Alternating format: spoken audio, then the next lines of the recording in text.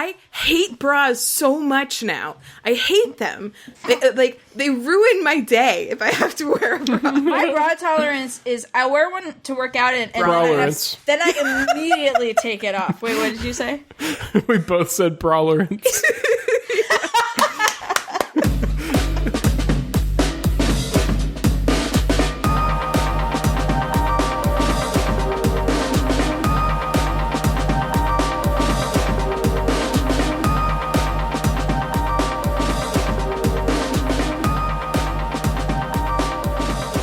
Hello and welcome to WayTooBroad, a show and tell program for really, really ridiculously excited grown-ups. We're back. Welcome back from Thanksgiving, everybody. We are back. Is it? They were back?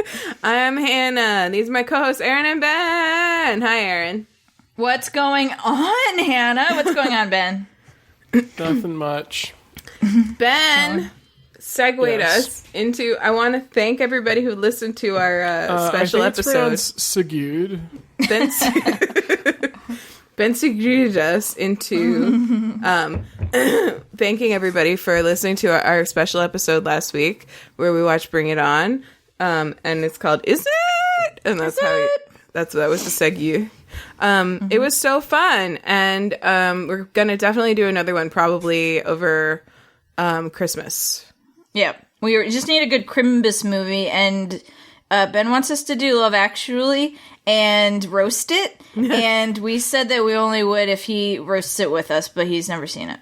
But he's never seen it. So that's an interesting dynamic. A first-time watch. Yeah, so let us know if that's something that would be interesting to you all as listeners. If it was, instead of being two people who used to love a movie and then watch it again, it was two people who hate a movie and one who's never seen it. Did you guys take notes on Bring It On as you were watching it? Yeah. Okay. Yeah. I didn't take notes, but we talked about it in Slack. We used to talk about it in Slack, and I read those as my notes. Gotcha. So yes. Let's do what are we drinking, and then come back to this. Erin, what are you drinking? Am I first this week? Mm-hmm. That's great news. I'm drinking a cozy tea. I just hit my computer randomly. Glazed lemon loaf, and it's the last. It's the last one. Oh no! I keep doing this thing with this tea. In the tea bag, the tea box has a little thing you can punch out to pull the tea bag out.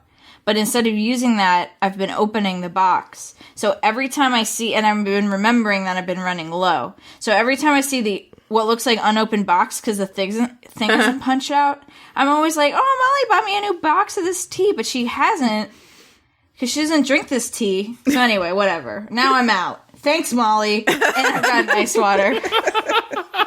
God damn. You had so many opportunities to get her new tea. Ben, what are you drinking? What am I drinking? What are you drinking? What am I drinking? Yes. You're asking what I'm drinking. What are you drinking? What am I drinking? What is Benjamin fucking Brown, as it says in your LinkedIn profile, drinking? Ice water. That's it. That's all. How many cups? Yeah, how many cups? 2, of course. Are you sure?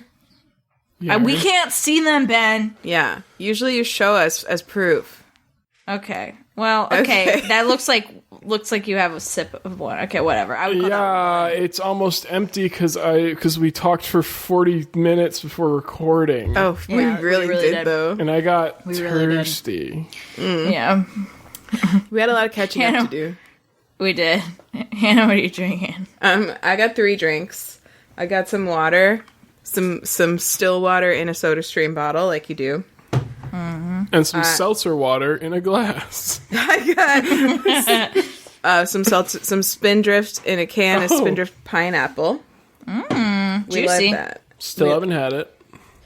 What I just said was we live that, which is we like that and we love that together. We're alive for it. Yeah. So that's a good one. And my third drink is a cocktail that producer Ian made for me.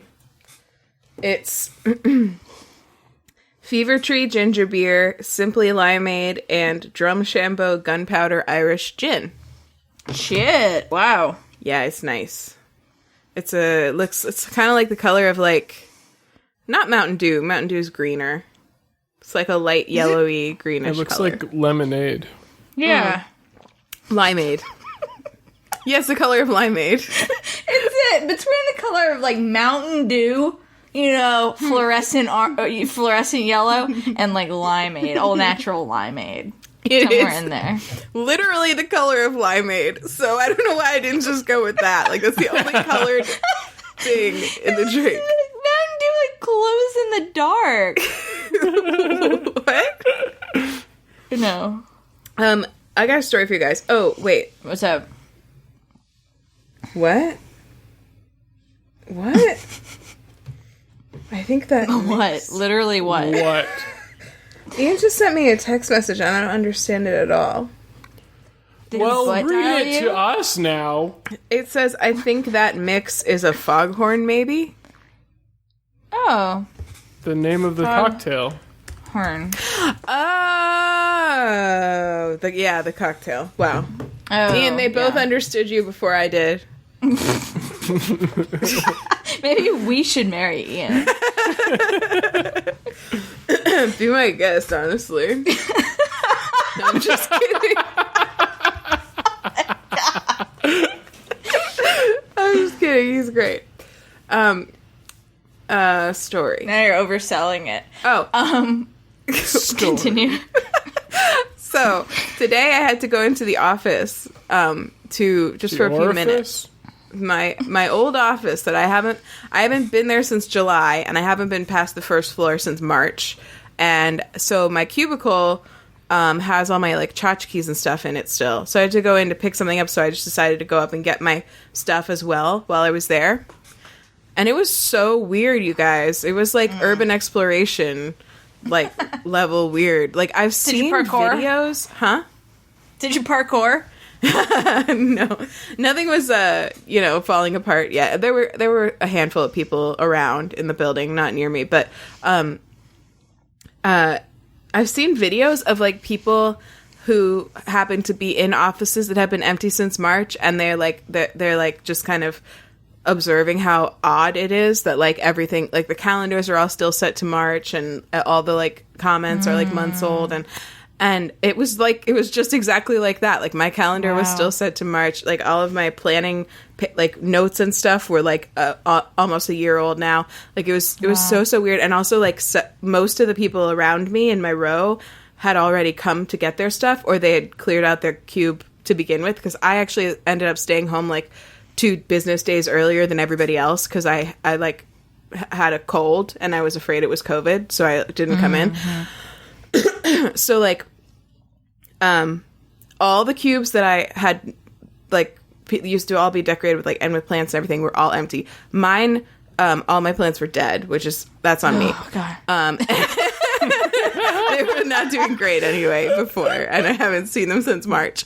And also none of the lights were on in my like anywhere, so I actually had to use my phone flashlight just to like gather my stuff.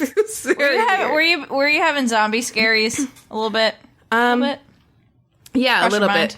And actually, Yeah. there was like one person, I think I know who it was, so it wasn't a zombie, probably, who was like in his office, like way far away, and I heard him cough, like just clear his throat. Oh. And that was like that video game moment. It was like when you hear the like witch zombie lady crying in The Last of Us or whatever that is. And it's not The Last of Us. Left 4 Dead. Left 4 Dead, yeah. It was very ominous to experience. But yeah, I was only there for a few minutes. It was just really weird. So just sharing things about my day. Spooky. That's Yeah. the calendar is being set to March. I hadn't heard about that, but that's unsettling. Yeah, it was weird. It's unsettling.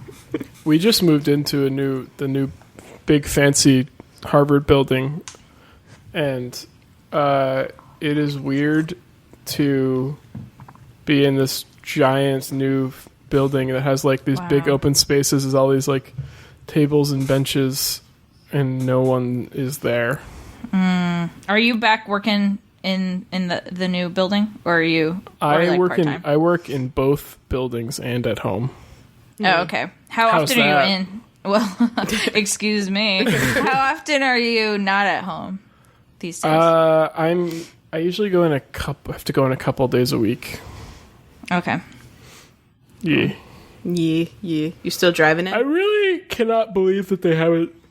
Whoops, I'm yawning. I'm going to say that every time I yawn now, even if I'm alone. I kind of can't believe they haven't shut things down again yet. But like it's weird. Like there's still like construction going on in the building too. So there are like some construction crews in there. Not like a bunch of people, but it is like you do see people walking around. And we had like the movers, obviously, to move our stuff. It's just weird. I mean, I said this the week before Thanksgiving too. It's just weird. All these things are happening, and not doing nothing about it. Yeah. Yeah, it's weird. It's like the government has pandemic fatigue, and they're just tired of doing anything at all to help anyone. Yeah. Yeah. It's just like that. AOC's been tweeting about like the negotiations and talking about how they should be public because it would make it harder for the people who are like holding things up to continue to, which I think is a really good idea. Hold on. Yeah. She's always got good ideas. She's full of them. Chock full of the damn things.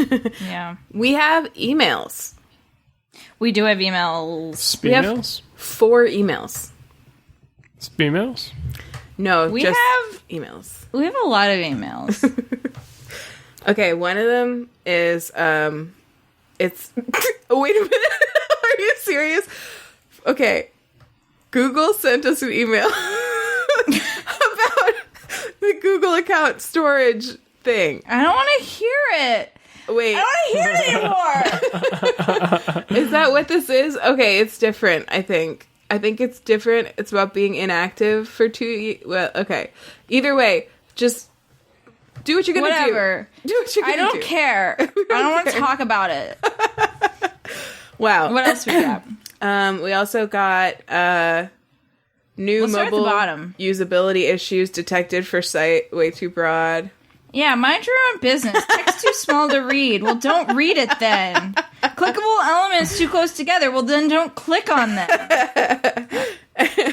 And just to get through the rest of the important ones right off the bat, there's also an email from Simply Green Organics from their RSS feed, apparently, that says, "Our real meat dog treats better."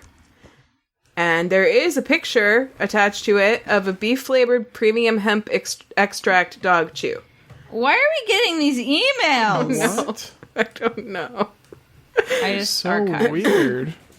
Okay, and now to get to the actual emails, we got Meat 2 and of them. potatoes, if you will. Yes.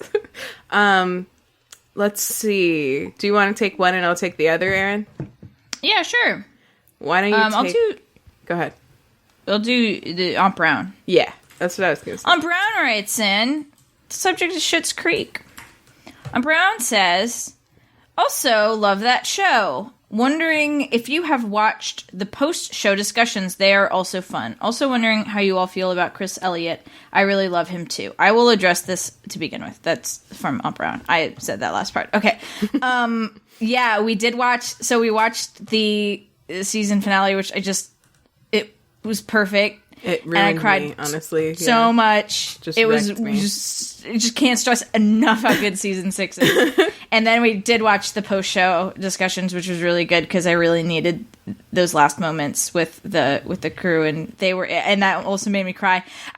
And they were all crying. It was really good. They were also fun. I agree. I think Chris Elliott is so fucking annoying, and he's really annoying in this show, and he never stops being annoying in this show. But that's my personal opinion. I'm really glad you love him. Somebody has to. But that's just how I feel. Justin McElroy also really loves him, apparently. Because he was saying he also finds him annoying in the show, and that was part of why he was having trouble adjusting to it. What else is he in? I don't know him. Yeah. He's in, like, shitty movies that are, like, I don't know. I'm sorry. I'm really putting Brown on blast. I apologize.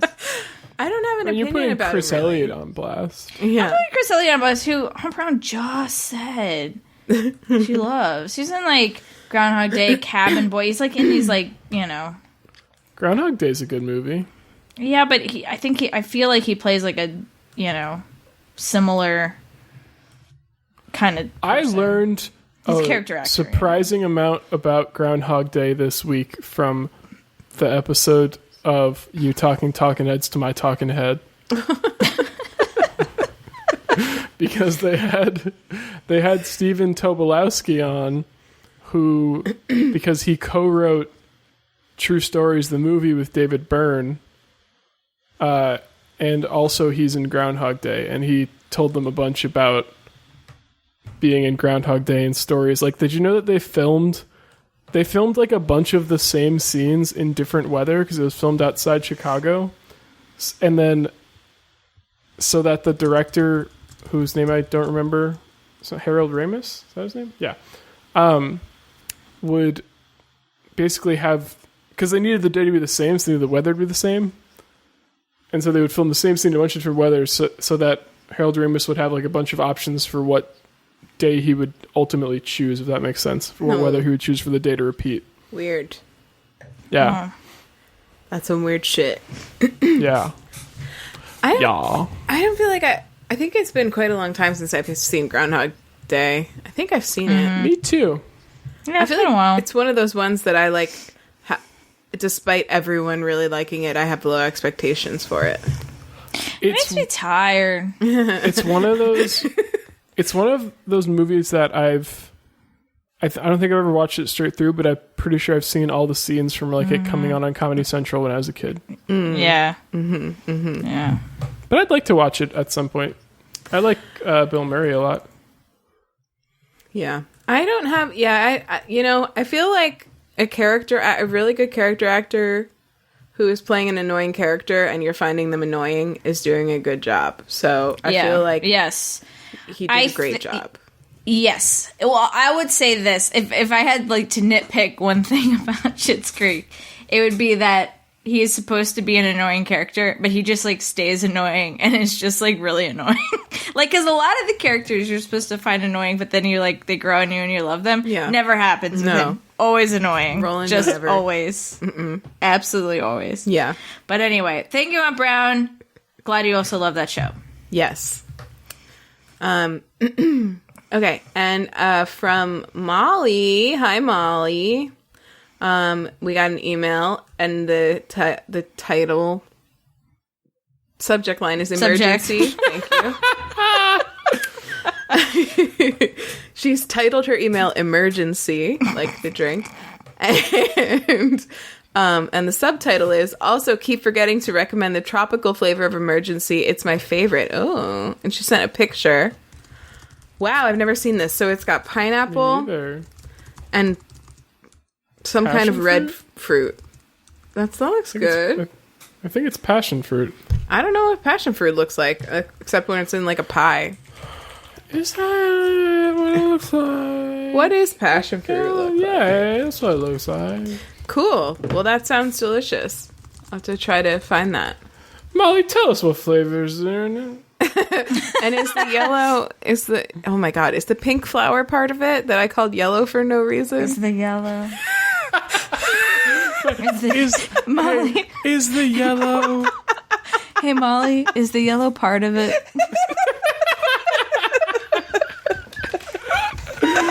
I feel like that's just to enhance the tropical nature of it, just with that picture of the tropical flower. I also have a confession. Just to like, Molly started this email with also, which is a little weird. But what happened was I logged into the email and saw that she had sent another email, but it contained personal things that she didn't realize was not pod material, so I deleted it before anybody could see it. So that's why this says also keep forgetting. Uh-oh. Yeah. That's a confession of mine. So like not pod material as in not even for us to see, or just not to be on the pod?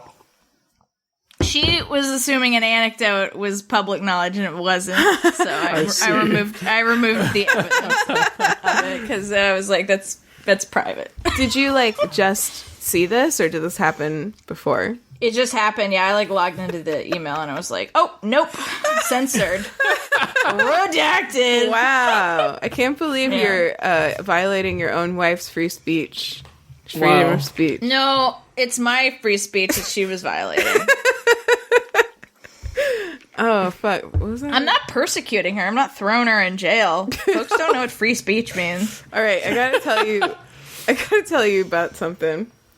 What's up? Okay, because I saw this TikTok and I thought of you. Maybe I'll just send it to you. Erin, I thought of you, Erin, because you know how you're like sometimes like your brain says things that don't make any sense, but they come out of your mouth. Yeah, like you, for you, usually it's like spoonerisms. Oh yeah. Let me see if I okay. Oh yeah. All right, this guy. Maybe I'll just play it for you. Well, but you won't be able to see it. I'm gonna send it to you. Okay, watch now.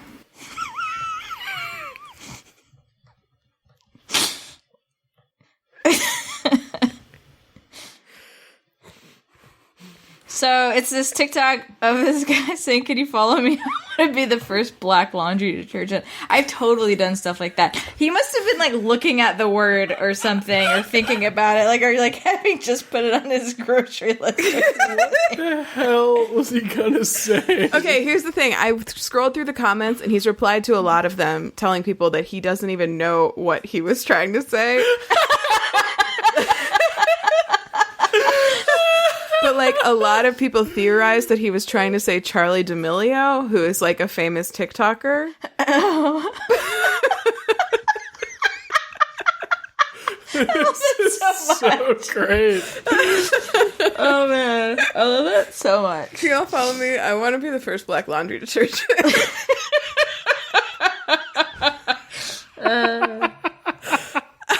Oh, my God.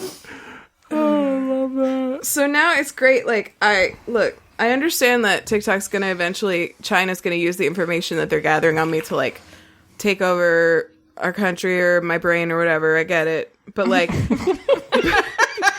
It doesn't sound like you get it. I totally get it. But it also so fun because now the algorithm knows that I really enjoyed that video, and I get misspeak videos like that on my For You page all the time, and they're delightful. Yes. So, man, thank you, China. God, I'm really holding out. I do not want to join TikTok. I just will spend all my time in that space. It's really true. It's truly a huge. It's truly. It's really true. It's truly real. Yeah. I want that to be our title. Yeah. So yeah, I honestly, I can't recommend that anyone go on TikTok because it's a complete time suck. Yeah. Yeah. But once you've joined, it's really hard to stop. I actually uninstalled it for quite a while, and then eventually just gave up. I mean, I'm having a really hard time with Twitter. Like, I just can't.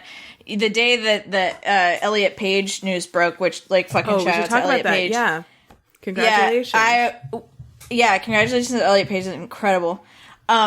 I was on Twitter and I just, like, couldn't stop. At first it was delightful because it was like all my gay Twitter was like congratulating Elliot Page, like really sweet notes. But then it turned like, all of the lesbian TERFs came out of the woodwork, fucking like lesbians are going extinct. And then I was like really glued to that in like hate scrolling. And so that was really bad. And so I like literally like before I went to bed, I signed out of Twitter on my phone, and then the first thing I did when I woke up was sign back into Twitter. I'm like, this was completely fucking pointless.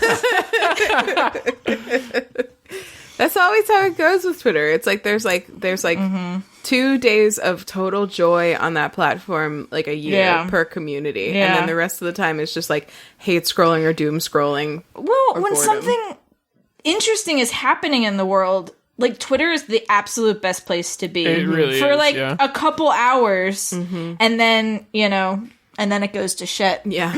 But it's hard to break away because your brain had just been dosing you so heavily. Yeah. With those that good shit. It's also like kind of like one thing I heard recently is that like it's only something like God, I forget. I feel like 40% is high, but it is not a majority of the country at all that is actually on Twitter. So it's like even what you're seeing is like that's why so many news outlets just report on tweets because people don't know how to use or they don't want to use the app. And I get it. I didn't use it for a long time because it's just like, what is this? So it's like also just this like little cluster that feels like it contains the whole world, but like it's kind of mind blowing when you think about how many people have like never been on Twitter at all, despite seeing tweets in the news and stuff. I don't know. How dumb are Twitter stories, huh? Oh, I haven't even gotten them yet. Meh. You haven't gotten them? Mm-mm. Are they like a thing that not everyone has? I haven't seen them. But you can watch other people's, right? You just can't make them? Mm-mm. What? Really? Mm-hmm. Mm-hmm. Oh. I think maybe if I updated the app, I would. But yeah, I didn't think it was like a rollout thing. Mm-mm. Mm-mm. Mm-mm. No, I mean it is. But I don't like it because they like. Oh, you can't see that at all. It like covers the top of the app. Whoa, okay, here we go. There it is. Oh, yeah. I mean, only when you like scroll up. Like when you scroll down, it's gone. But when you're like scrolling up, it covers the top. Also, it's stupid. It's so stupid because like people will just like share their own tweets in their, and they're called fleets. I hate saying it. Yeah. Yeah. So I'm not there, and they are just Twitter stories. Fleets. They're called fleets. Yeah, Yes. Awful. So my god. Oh my god. They're bad. It's so bad. I've gotten up front. Okay. Hold on, I gotta mark this as unread. How do I do that? Mark as unread. Okay. Big Mouth season 4 came out today. Ooh. It did? I did not know that. We watched 2 eps before pod. It's looking to be a really great season. There's already a trans character who is voiced by a trans actor, which is really exciting. And I was reading some other really exciting stuff about it, including, I don't know if this is a spoiler or not. Maybe I'll hold off on it. But I think there's some other exciting stuff going down. It's already like really fucking hilarious and wonderful and just like so fucking big mouthy. I love it so much. And Maya Rudolph is just like so good. I know someone who is a storyboard artist on that season. Or maybe it's on next season. I don't know actually. Okay. But yeah, he's a good artist. That's cool. Great. That tracks because there's good art in this show. We talked about Big Mouth, unfortunately, in episode 6. And the title of that episode is Big Mouth, Puzzle Games, and Spooky Ear Snacks. We weren't Episode 6? Episode 6. We weren't yet doing our patented pick a funny line, pick a random line, and use that. Who brought it on that episode? I believe you. Ben has been enjoying Big Mouth, a Netflix animated show about puberty. You did! Wow. Can you believe it? Can you believe it? Can you believe it? And that was before friggin' the fuck Spooked was behind a paywall. Yeah. Mostly. Or all of their episodes were behind a paywall. Whoa! What? This is so cool! What? I just learned that same friend was hired by the Utah Jazz to make an 8-page comic about one of their players. Where'd you learn that on LinkedIn? You learn that on LinkedIn? Huh? Did you learn that on LinkedIn? No, I learned it on his LinkedIn? website, sandergoldmanart.com. Oh. Follow Ben on LinkedIn. That's Ben fucking Brown. Is his display name. That's his it's like middle name. in the style of Into the Spider-Verse. Ooh. Oh, Because cool. his nickname is Spida, apparently, although I've never heard him called that.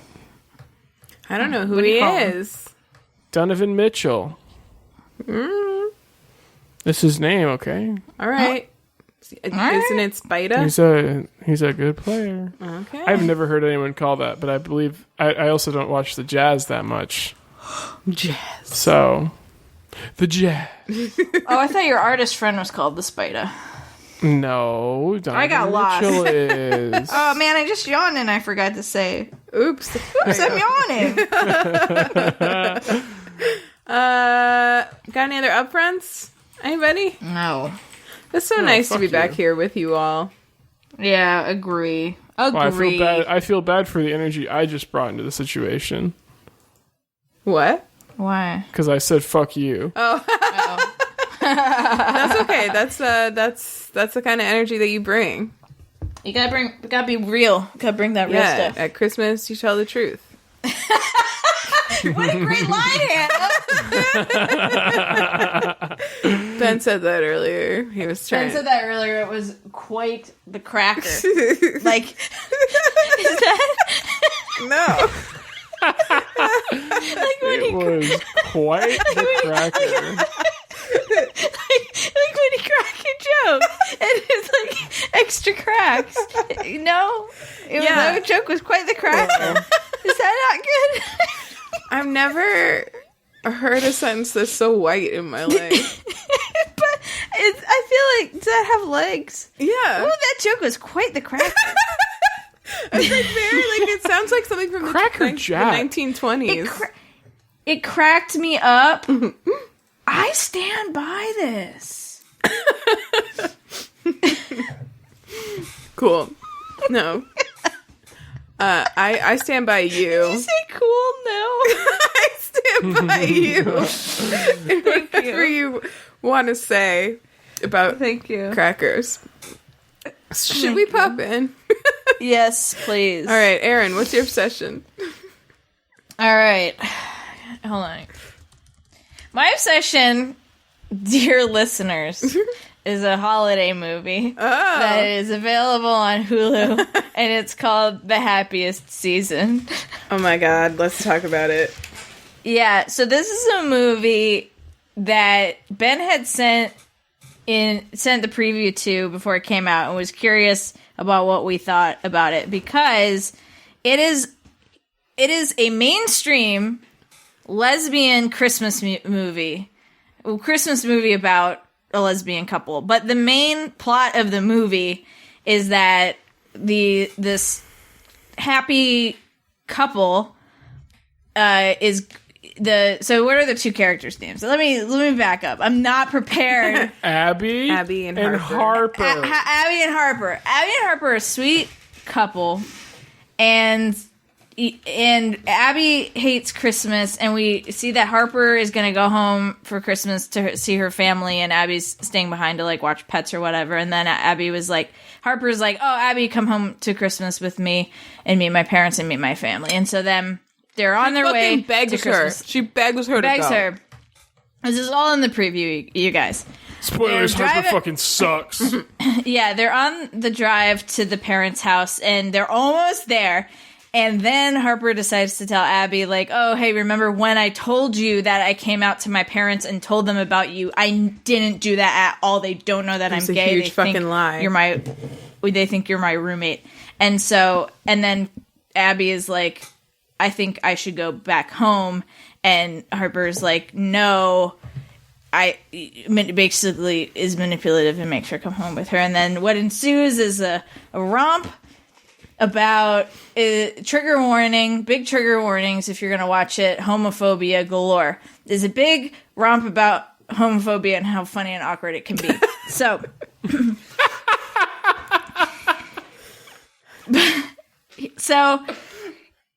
you might be confused by my tone, dear listener.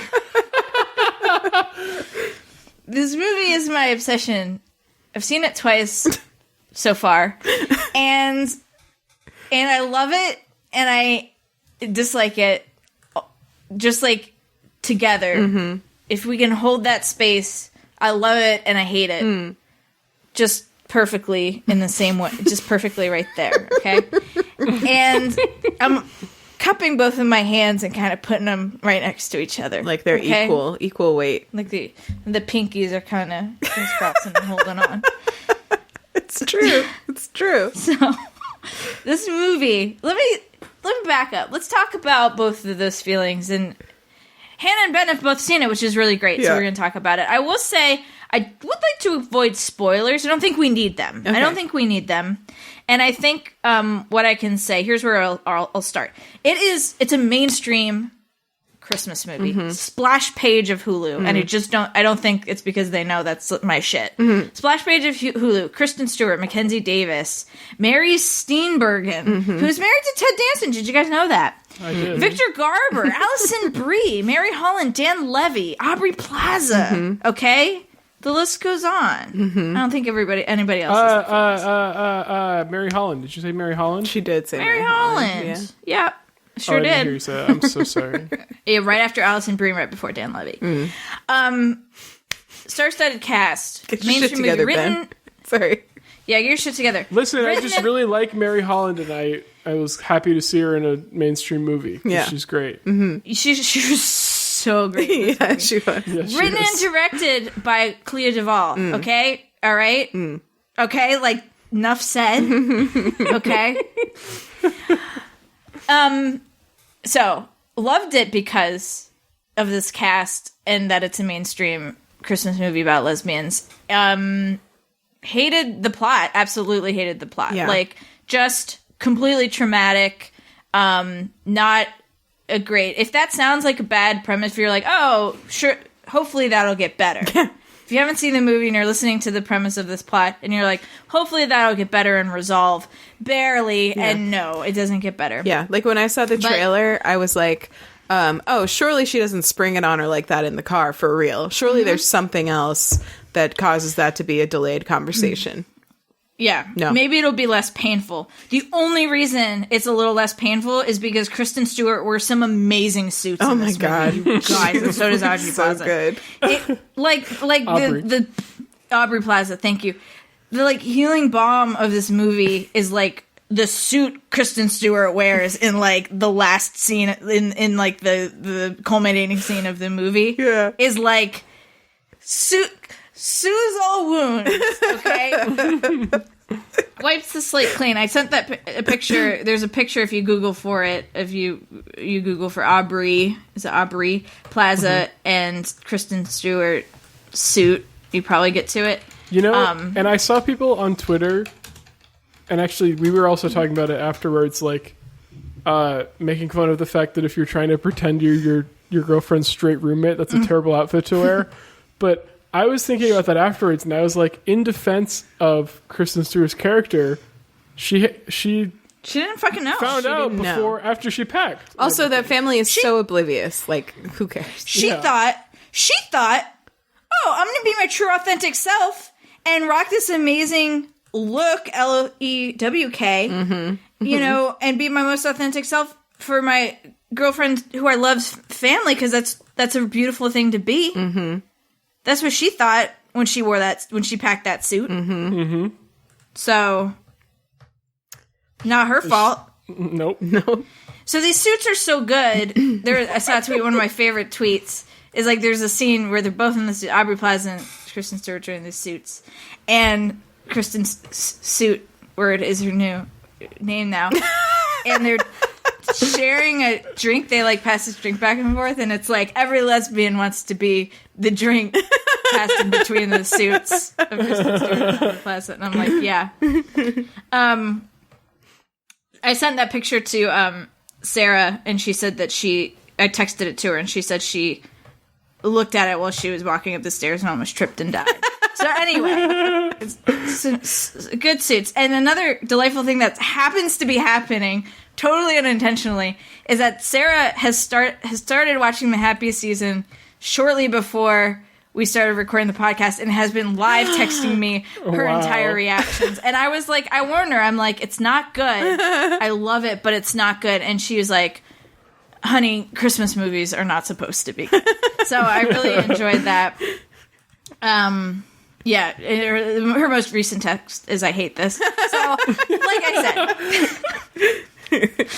I said, I love it. Like, it's one of these things, and oh, by the way, and I'll let one of you get a word in edgewise here soon, but like, gay Twitter is like losing their fucking shit about this. It was so beautiful because, like, again, Twitter is like the best place to be. When the day the Happy season came out, there were texts that just had no context, and you know that they were about the Happy season. Yeah. It was like a really beautiful thing, just like completely out of context tweets, and you're like, yeah. And so it's like, if you loved it, some people loved it, some people hated it, and there's like everyone disagrees with each other. And I think it's because, and you know, and there were some good points made, like if maybe there were more than one mainstream lesbian movie, we could have complicated feelings about it, right? Or we wouldn't have to be so divisive about it, whatever. And so that's why I think, like, so where I've landed on it is really, like, I don't agree with a lot of the decisions the film ended up making, or, like, the ending, I didn't really agree with it. I had mixed feelings about it, but, and I think it was really awful in ways it didn't have to be, as far as, like, to the characters, and especially to, like, some of the really great supporting characters were really treated poorly.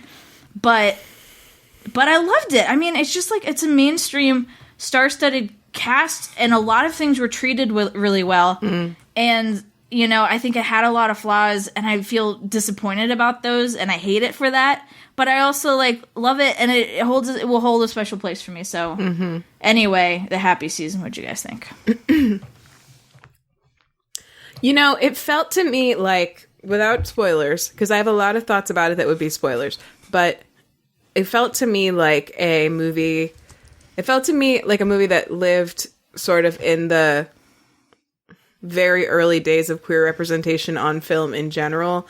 Like, not very early, like I don't know, the early 2000s maybe, where every gay story had to be about coming out and stuff like that. Like, in a lot of forms of media, we've moved past that at this point. But in Christmas movies, it kind of makes sense that they'd still be sort of stuck and, like, working their way past that phase, because like they've been nowhere on queer representation until this year. And it's actually not even the only gay Christmas movie that's coming out this year, but the other two, I think there's two others, but they're both, like, men loving men. I think it's the only lesbian Christmas movie that is coming out this year. But yeah, I had very similar. I yelled at the screen a lot. I had very similar feelings about it, and then I, like, cried and cried and cried at the ending. So I'm with you 100%. I felt like immediately after we finished it, or you finished it, Erin, did we all watch it at the same time? I think we all watched it the day it came out. Roughly, yeah. And I remember the first thing Erin said when she finished was, "Sigh, I liked it." I felt like that was, like, the perfect encapsulation of how I felt about it. Yeah, that's it. Like, that's exactly it. There's a lot wrong with that, but I liked it. I think the issue I hit up against is I can't hold it to the same standards that I would like, that I hold everything else, or that I would like to, right? Like, I can't. There's like two conflicting things in me. There's, like, the thing in me that, like, loves, you know, lesbian media of all sorts, and the thing in me that, like, loves quality, loves, like, good boundaries, loves good communication, loves characters that have redeeming qualities, that treat each other well, like, that sort of thing. Stories that I believe in, like, the moral arc of the story. And it's, like, rare that I can have those things together, right? Like, I have to sacrifice one or the other. And because the bucket is so, there's just not a lot in the bucket of, like quality or even decent or, you know, good, like, media like this. I can't really, I think that's the love and hate. Like, I love the part of it that really fills up the one thing, and I hate the other thing, right? But they just have to live together, because I can't have them both at the same time. Does that make sense? Yeah. So it's just also, like, it's also bad. It's also bad in, like, the Christmas movie kind of ways, which, like, I'm fine with. But it would be cool. Like, there are a lot of different movies that have Christmas themes in them, and they don't all fall into the genre of Christmas movies. And, like, yeah, it's just, like, yeah, it's like, it's a start. is what it is. Mm-hmm. Yeah. But it's not, it doesn't Let's keep going. Yeah. Exactly. Next one, please. Mm-hmm. You can let Clea Duvall direct it again. I like her. Maybe she could be in it. Yeah. Let's give someone else a shot, though. I did think, like, there were funny moments. Dan Levy's whole situation was amazing. Yeah, he was great. You know, I loved Kristen Stewart's character a lot. I feel like she had, you know... I thought that she had I liked her character a lot. Mackenzie Davis's character not so much, but there was a little at the end. I won't say, you know, no. I don't want to do spoilers on the pod, but I did a lot of like, I will accept this ending, but there's a lot of like, I'm assuming they had some conversations that we just didn't get to see. I'm assuming they had some really detailed conversations, like. After, like, the on-screen resolution, they went back that night and had, like, here's what you did that hurt me. Here's this thing. When you said this, like, when you did this in the car, like laid down. I like to think, because of how they established Kristen Stewart's character, that she laid down some boundaries. Yeah, I hope so. Like, so that, in my like, head canon, I'm like, that's how this ending works for me. So... I guess that is a spoiler. Well, I do think, but it's fine. I mean, are people not going to assume that's how it ends? Christmas right? movie. Yeah. Like, I think one thing that was interesting to me about this movie is that, like, I expected, once I saw what the premise was, I expected sort of garden variety, like, family ignorance and maybe some light, unthinking homophobia from the family, but more like, just, like, generally... like just the family not thinking about the idea that the daughter could be gay, right? I think that the script actually did a really good job of making this family a family that would be and was particularly difficult to come out to. Yeah. Yes. You know, and that was, it's interesting how much effort they put into that. I just kind of, it's like you always just wish for stories that just are about like other aspects of people's lives and gaynesses and stuff. Yep. And just humanity. But yeah, it was, but I the writing was not terrible. Like, it's not a garbage movie in any. It's certainly not. Yeah. Nope. Gay films have had much worse transgressions than this movie. Oh, I got a video I have to send you about this movie. Oh, okay, cool. I'm also seeing here, director Clea Duvall wrote this film as an autobiography. Oh. She said she has said that she wrote it so she could see her own experiences play out on screen. So that softens my heart a little bit. Me too. Oh, hey, wow. Dua Lipa did a Tiny Desk concert today. Sorry, this is not what I came to YouTube for. That's cool. I haven't listened to her new album. I don't think I have either. Where is it? Where is the video that I'm looking for? I'll have to find it afterwards. Cool. And it's good, and like, to quote you, or just paraphrase you, Hannah, it's really good to see Kristen Stewart like gay her little heart out. Yes. It's really good. It's really good. She's great. She's really great in it. I don't ever want to see her play straight ever again. It never really worked. No, never ever. Just a quick Sarah update. Remember the last tweet or the last text that she had sent me was, "I hate this," and then the most recent text is, "This is my favorite Christmas movie." You see what I'm saying? You understand? Yes. So completely. I'm saying you understand me so completely.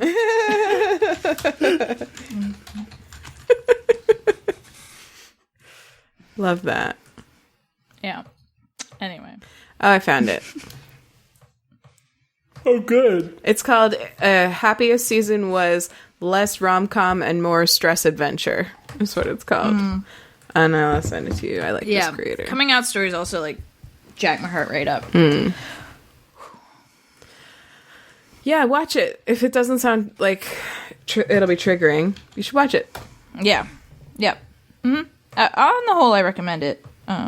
Just because, like, there's a lot of great parts that it's just thirsty for. So cool.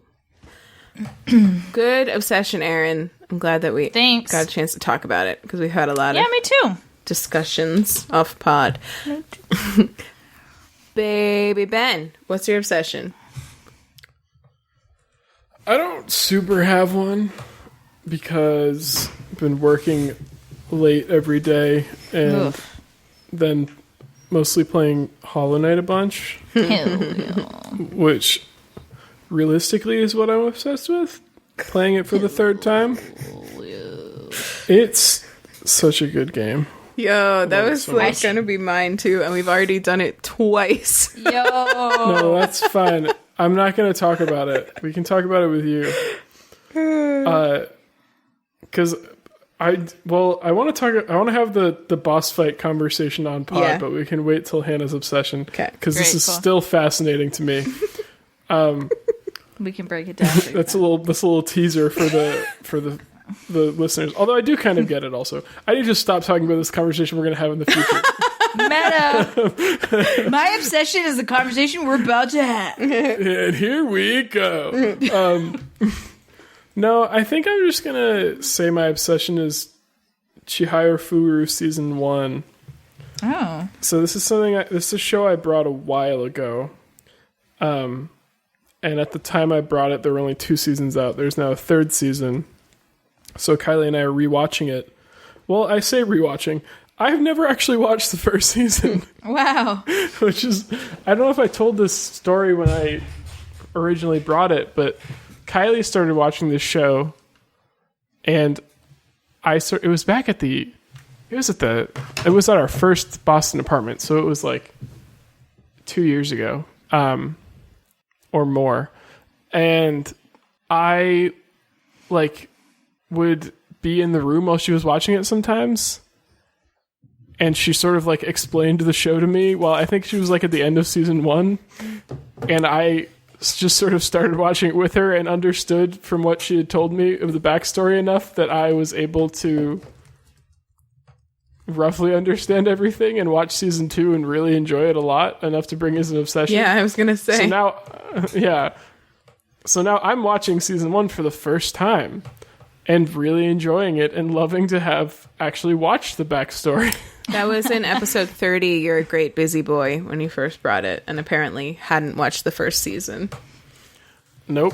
Because you get a lot of I should explain what the show is again, because it has been a while. It's an anime, and it's about a game called Karata, which I can explain more now, because they actually You've seen it. So, do you remember I was it's really hard to fucking explain this game to begin with, but also they do a really good job of explaining things piece by piece in the first few episodes of the show.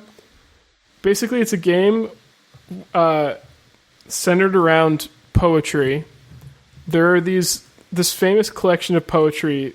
I forget who it was put together by, but it's called the 100 Poets, because there's one poem by each of the greatest poets of the past whatever years or something, and it was made 1,000 years ago. But it's still really famous in Japan. Can you draw it for us? No. Nope. Well, okay. What? Hannah just opened a you jam give us board. a jam board? And then if he draws it, then no one can see it. Why when I open the jam board do I get Google Drive's trash has changed? Oh my god. We know. Okay, sorry. Go on. Oh. Why are we doing this? Ben, did you write that? No. What? I wrote hi and Ben wrote fuck you. What? I didn't write that. That's your energy. That's the energy you're bringing. Why did you make this? I just realized you could, right before we started recording. And so I did. Oh, open a jam. Look at that. Yeah. Anyway, there are these poems, right? And you have a bunch of cards in front of you. You have 25 cards in front of you. So 25 of these poems, and your opponent has 25 cards in front of them. And each of these cards has the second verse of these poems, and they're all the same format. I forget what it is. It's like there's a word for the kind of format like there is for haiku, where it's like a certain number of syllables. I think it's like 5757 or something like that. But maybe it's just two. Well, it's one poem, so it's not two haikus, but you understand what I'm saying. Yeah. And there's a reader who reads the first verse of a poem, and your goal is to touch the card that has the second verse of that poem as quickly as possible, and usually hit it out of the play area. And your goal is to lose all of the cards in front of you as before your opponent does. If you hit a card off of their side, you get to give them a card from your side. So it's always good. But there's a lot of strategy that goes around it because, like, there are some cards where you can tell from the first syllable what the second verse is because there's no other card. Because it's always the same 100 poems. So you have to have memorized all the poems. You have to memorize all the poems. You also, at the beginning of each match, you get 15 minutes to memorize the position of all the cards. Oh. And you have to, like, know what card... Like, there are some cards they call long shot cards because you need to get, like, 5 or 6 syllables in before you can definitively differentiate them from other cards that are available. And there's some that are, like, 1 syllable cards that you can know right away. And some that are, like, 2 or 3. And there's, like, a lot of strategy around where you place cards that are similar... Even though, like, that have similar openings. It's a lot of really cool stuff. It's like a sports anime, but about a poetry card game. It's a beautiful thing. It's so tender. It's just so good and so intense. And I love all of the main characters so much. Especially the main character is named Chihaya. And she's just like this really stubborn, pushy, headstrong, hilarious, great character. Like she'll just... One of my favorite things she does is immediately after playing a really intense game of karate, she will just fall asleep in place. like every fucking time. She'll just like Big pass vibes. out for like 15 minutes and then wake up. That's like what I want to do at like the end of most meetings. I know. I totally get that. I just don't have the guts. Like, I just don't have the guts. At the minute that a big presentation is over, I feel like we've talked about this before, I get so tired. I get wiped out, like ready to fall into bed. That's another nice thing about working from home. Have you ever like been at the office and been like, I just need to lay down for 5 minutes, and like you can't. That's not acceptable. But at work, you can just go lay down for 5 minutes after. I just need to like lie in the bed and like look at my phone and like decompress for like a hot literally second. 5 minutes, and it's just so refreshing. Pull a Chihaya and pass out on your bed. Out. No reason you can't. No. Anyway, go on. Sorry. No, it's all good. I just like this. I just enjoy this show a lot. It's really good. Yeah, it's just fun. Is it like? She also like. There's like a really fun element where. Do you guys know about like names in Japan? There's like a whole thing where it's really so you know how in Japan they say their names, like their family name first and then their individual name. Mm-hmm. It's also like more polite when you first meet someone to call them by their last name, not by their first name. That's like calling someone by their first name is like what you do when you're more familiar with them. And there's also like endings you can put in people's names, like Chan and Kun, and like Sans for respect, and like Chan and Kun are like for kind of friendliness. So like there's like a whole scale of like going from like just calling someone like their last name San, which is like the most respectful, to like just their last name, to like their last name plus Kun, which is like a little bit more familiar. That like leads to nicknames or calling them by their first name. And Chihaya just whenever she meets someone calls them like by their first name or makes up a nickname for them and like calls them Kun like immediately. Wow. And it's like it's just delightful. Sorry, I just posted an unrelated tweet. I just It's had all to. good. You're just tweeting in the middle of the show. You're not even supposed to be on Twitter. I Oh, well, I had to find that one. I wasn't searching through Twitter. I had seen that tweet a while ago, and I just looked for it and found it again. Oh, I thought you meant you were Different. posting on Twitter. No. No, I'm not tweeting. Girls don't want a boyfriend. They want to be this drink as it's passed between Kristen Stewart and Aubrey Plaza in Blazers. This GIF is like the most used one on Twitter right now. Yeah, it's so good. And this tweet is so good. Anyway, Ben, can you still stream this show on this Otaku Stream TV? Where do you watch this show? We're watching it on Crunchyroll. Crunch. Oh, okay. Crunch. Which is a more official place to watch that. Otaku Stream sounds like a illegal streaming website that I probably watched it on before. I mean, Yeah. you are the one who recommended it. Because that's how it would have gotten into the homework. Quick cue for you. Do you always get in the mood for sushi when you are on Crunchyroll? No. Because I would. I'd be like, don't mind if I do. Or maybe... Actually, can I tell you something? Never. You don't like sushi, I know. No, I do like sushi, but I never made that connection for some reason. That Crunchyroll was a sushi reference. Wow. Maybe instead he will get in the mood for anime every time he orders sushi. Oh, that's actually more likely to happen. Yeah. Because... We haven't gotten sushi in a while though, since we both started eating vegetarian.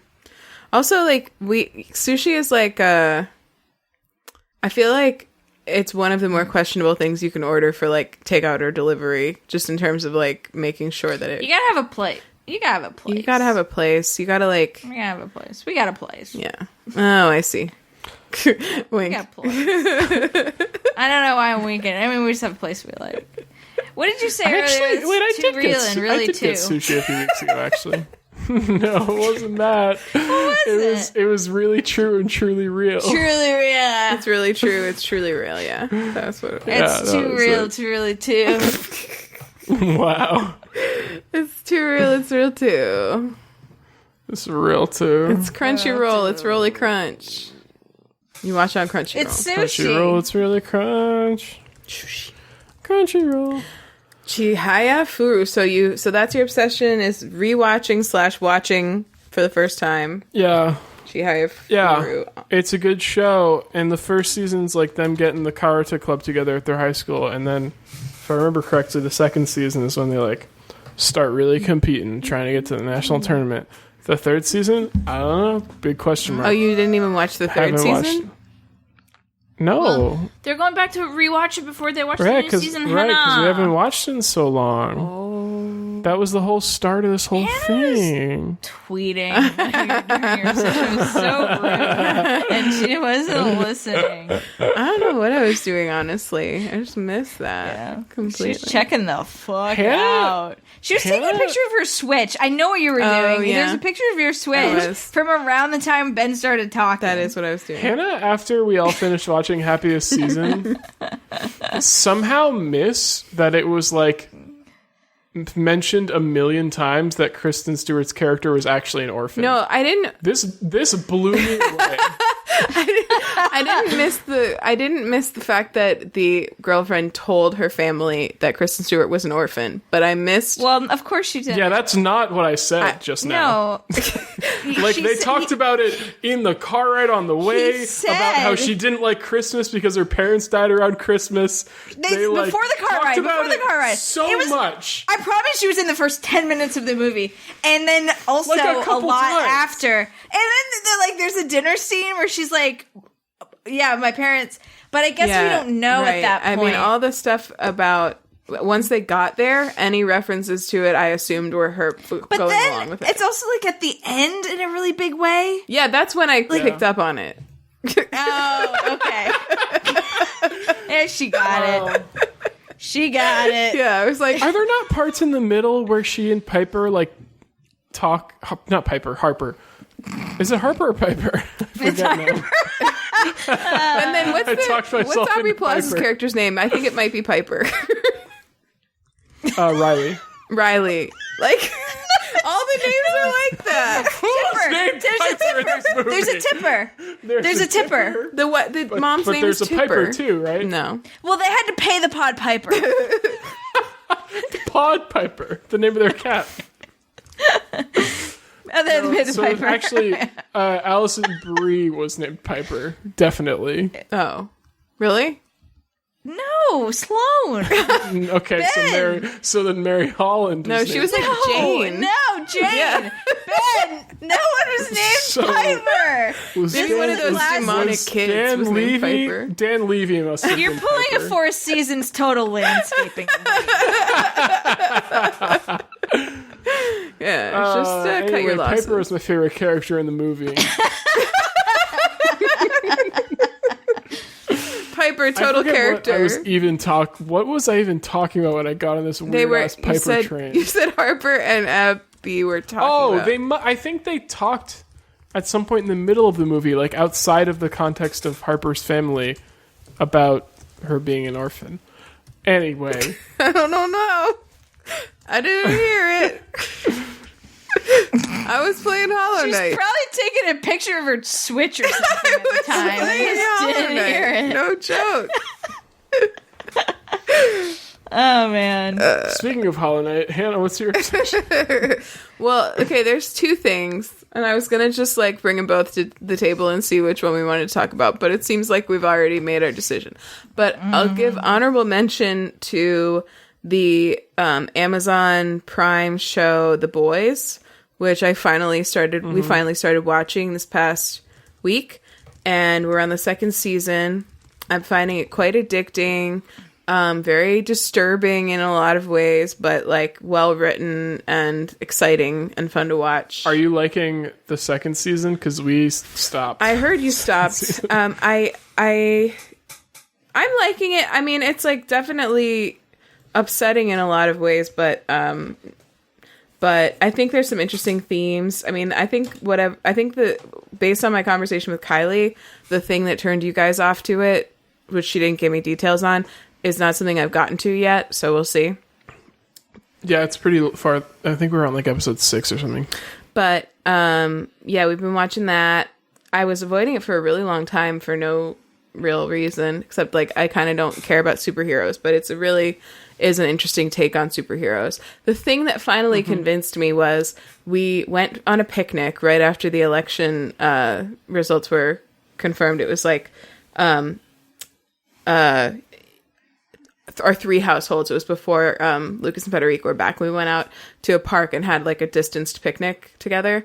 And I said to Kylie, because they were talking about The Boys, because Mom and Dad have watched it too, I said, the thing with superhero movies is that I always find myself thinking about like the collateral damage and all the people that like in the crossfire that get left behind by it. And she was like, oh, they totally address that. And so I was like, okay, well, that sounds interesting. And it is like, it's essentially what the show's about. So, Cool. So yeah, it's been pretty good. We'll see what I think by the time I get to your thing. But the other thing I've been doing is, because you guys have both talked about it as your obsessions. Oh, let me tell you which episodes they were. Do we get like what have we done this before where all 3 of us end up talking about something? Because I feel like that's the Triple Crown. That's a bingo or something. Yeah, I don't think we have done it before. Way too bingo. That's the way to bingo. All right, so the first one was episode 92, Open Forever, No Pressure. And the second one was very recent. It was our Halloween-ish episode, Hi, We're the Podcast, episode 156. Wow, that's a great That was, so Ben brought it first, and then Erin brought it, and then I finally played it. And I sent my map to you guys so you can see how much I've done. I think I still have a lot to find. Nice. The game is so huge. Yeah, apparently. Huge. It's big. It's big. It's sideways. But Cool. But I'm really really enjoying it. It was Erin talking about it, and then also the stream that I mentioned that we're doing every Tuesday with Matt and Andrea, our friends, on Twitch. Maddie Nice 87 on Twitch. they brought it as like their pick one week because we're doing like blind playthroughs of things, and he was playing it. He's the one that plays the game, and then we just kind of like watch and commentate. But he didn't get very far because we only ever stream for like an hour and a half or 2 hours, and some of that is just like chatting and setup and stuff. I don't think he even got past the Forgotten Crossroads, if I'm remembering. But I was intrigued after watching that much play of it, so I ended up buying it and playing it, and it's so fucking good. It's so fun to find new places, and I just really like it a lot.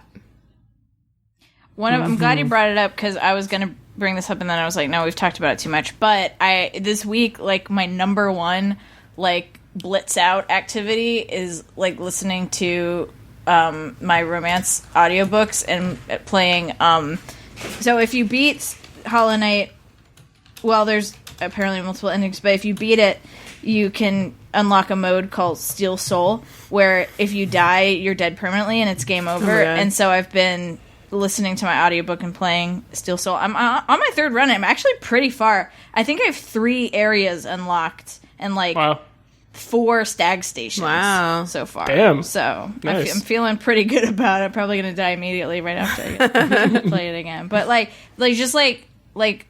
the thought of like doing that for hours just makes me feel so happy. I know, it's like I think about it all day. I don't think I could ever finish a Steel Soul run. Oh, I couldn't. I won't be able to finish. I mean, no. There's just some bosses where I have to go in and die a couple times just to warm up. The first like remotely challenging boss I hit, I'm gonna die, but it'll be fun. I'm gonna see how much I can unlock while like avoiding boss areas or the big boss. It's like an interesting thing for me at least because I hate boss fights, and we'll talk about that. I think this game will last me a long time because not only is it really big, but it's like I do think about it all day. I'm like, maybe I'll play some over lunch. Like maybe I'll play like a couple hours after I get out of work, but like before dinner. Like I think I'm gonna do that, and then I play for like 30 minutes, 40 minutes. Hit a boss that kills me like 2 or 3 times, and I'm like, I gotta step away from this. This is making me so angry, and so it's like. I crave it, but then I don't like binge it because I can't like stand to have the same fight that many times. Wow, I have the exact opposite reaction to bosses that I died to a few times, and I can't stop myself from going back in to try and beat them because I get so annoyed that I can't beat them. I binge it, but I hate it. So there are other like if the benches were always really close to where the bosses are, I probably would do that. But it's like not just the boss fights, it's getting all the way back to where the boss fight was that sometimes just like puts me over the edge of like I have to stop. And then also what the fuck else was I going to say?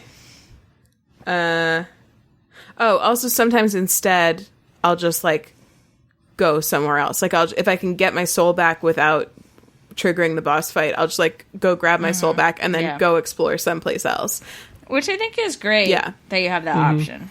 I like that, but eventually you just get stuck and you have to beat somebody and you have to.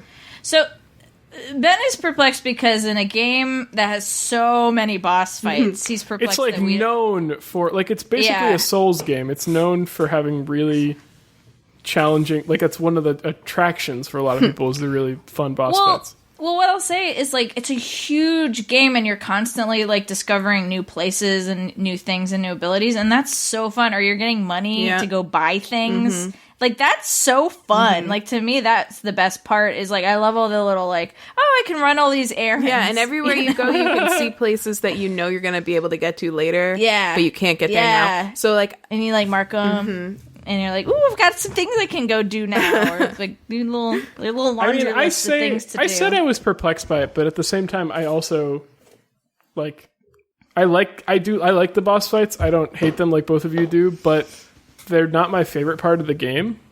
So I also do get it to a degree. Like the exploration is like the really, really fun part, I think. They're gratifying, I think, at the end, right? Like, when you for sure, it, I just it's like the job well done. The dung beetle one, I just beat like dung guardian or whatever. The dung defender. Dung defender, who he didn't seem to me like he should be that hard, but it took me a long time. And that's the other thing is like sometimes you really are getting the sense that you're like a couple hits from beating him, and then he like you just do some dumb jump and you're just like dead, and then it's like, but then you're like, no, you're like, I know how to do it now. But it's also like, so here's another thing. I hit the Dung Defender, like that zone, like days ago, and I was like, I don't think my skills are ready for this. Like my fingers, I don't think are ready for this.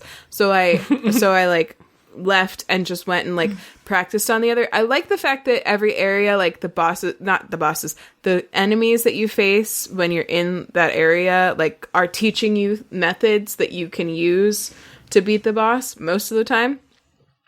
But sometimes I just hack and slash my way through those areas the first time because I'm just trying to get places, and then I like to see what's there, and then I don't learn shit.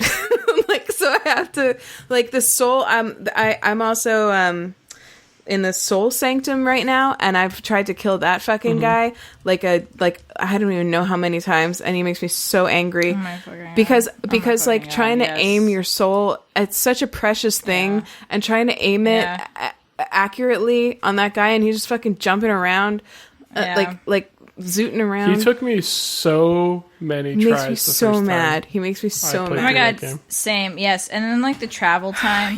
Like when you die, and it's like, and you have to go through so many of those fucking guys that teleport around. Yeah. So yeah, that's I think that's probably the worst that it gets in terms of like a really annoying path back to the boss. Yeah, sometimes it's closer. Yeah, and sometimes even if it's long, like they'll do a thing a lot of the times where like the first time you get there, you have to go through a really long annoying path, but you can like break down a wall that lets you get back faster when you die. Although there's a boss where that is true, but both, I think, actually no, all 3 times I've played it now. Holy shit, that's so funny. I've done this 3 times. I forgot to break down the wall and then go die to him and have to go through the really annoying path again. And I did it.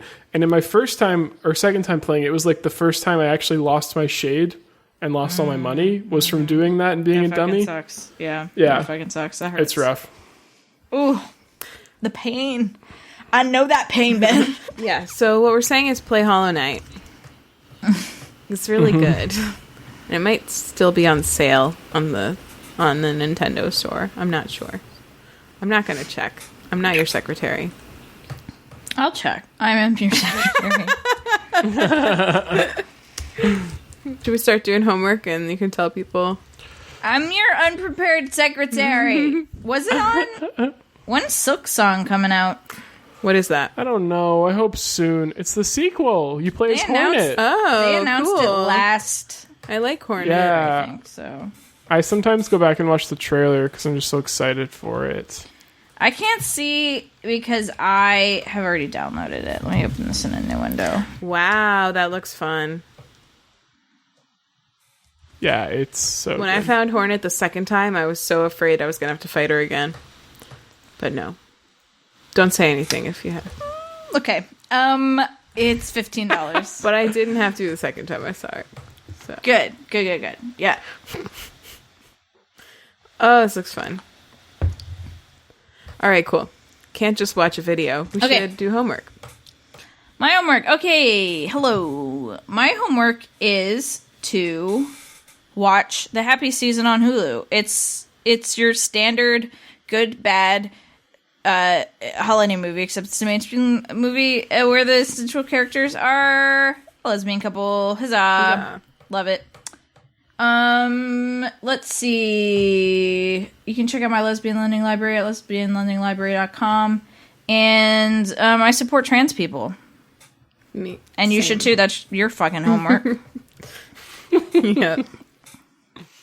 Lesbians are not going extinct. Oh, it's me now. They're simply not. Fuck that shit. Just in case you thought I was one of those lesbians, I am not. So please fuck right off. Thank you. Ben, what's your homework? My homework is watch Chihayafuru. It's on Crunchyroll. You can watch. I think you can watch for free with ads, and you make an account to have no ads. I think that's how it works. I don't know. No, do your fucking homework. It's your homework. Any social medias you want to share?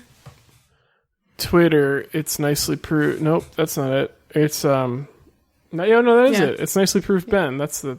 Except I feel like I keep saying it as if it's part of it. Yeah. It's just nicely proved. The Ben. Twitter account is nicely proved. Ben. Erin, have you started watching Bake Off yet? Nope, not yet. We're gonna save it for the Christmas week. Oh my goodness! Because we're staying home for Christmas this year. Wow, that's so long.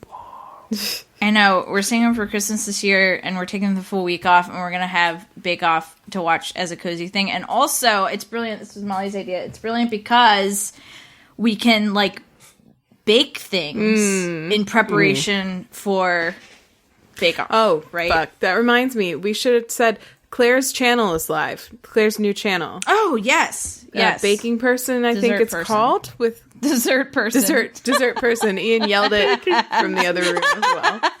Baking Person is a terrible name. Oh my god. How dare you? I'm like laughing and also like offended. Dessert Person. Like oven person. I was like oven person. Like broiler person. I know, something like that. The first thing she makes is focaccia, and it makes me really want to make focaccia because it looks incredible. Oh yeah. Yeah. And also her, she's working with some classic BA, like, behind-the-scenes people, like Vinny, for instance. So that's exciting. I don't remember who that is. Vinny, the guy who used to be a camera. yeah. Who's better than us, on Vinny? It's Alive. Yeah. And then he left BA, like, a year before everything turned to shit. Because everything was shit. Did Hunzi leave BA? I don't know if he left voluntarily. I don't think he's there anymore. Remember, he was put on like leave. He was like suspended because he was tweeting about everything about the racism, and then I don't know what happened after that. But he's like still tweeting about it, so I feel like he's probably not working there anymore. Anyway, my homework. Play Hollow Knight, for Christ's sake. It's a good game. Talk to us about it. You can just play it. It's fun. It's fun. It's not that hard. You can avoid bosses till you feel ready for them. It's like you get a feeling in your gut that's like, I think I'm ready to beat this boss now. And then you go and you do it. That's what happened to me with the dung guy. Anyway. I like him. Yeah, he's fun. I like how loud he is, and how he throws shit, and how he killed me a bunch of times. Love that for him. I love. You can find me on Twitter and Instagram at Anthropology, and watch my Twitch is not active, but you can watch me stream with my friend Matt on Twitch on Tuesdays at 8:00 at twitch.tv/MaddieNice87. And let's see, in the podcast you can call us or text us at our phone number 774-326-0420. Blaze it. Blaze it. Whoops, I yawned. Oops, I yawned.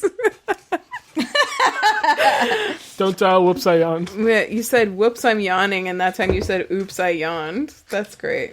Such range. They're all variations on a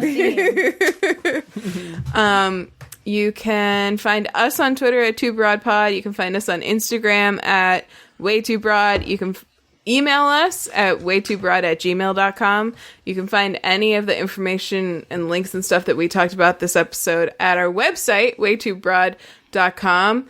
For anything you want, earnben.com for anything you need. Please don't forget to let us know whether you want us to do, what the fuck?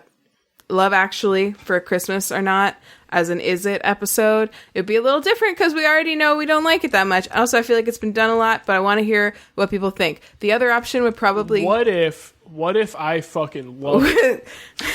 What about Elf? Would Elf be a good God. candidate? Oh, yes. Oh, it would be. Elf. Yeah. I feel like That is a really good candidate. Yeah. yeah. Like, okay, send us options for Christmas movies that you really loved, but you're not sure if they're good. Well, Elf. Yeah. Well, let's put some options on the table. We've got some time. Okay, yeah, let's put some options on the Yeah. table. Okay, right, it's nominated. It's nominated. I want to give a quick update just to the Happiest season. Sarah continues to text me. Her position is that it's a bad Christmas movie, but out of all of the bad Christmas movies, it is not the worst bad Christmas movie. And she says, "I invite you to just love it." So thank you, Sarah. Invitation. Yeah, it's definitely not the worst Christmas movie. Anyway, WayTooBroad. Well, Love Actually exists, so yeah. For anything you want. EarnBen.com for anything you need. Tell us what Christmas movies we should watch for Is It Christmas Edition, and visit maxfun.org for a fun dog. And please leave us a review if you want to on Apple Podcasts. That would be so great.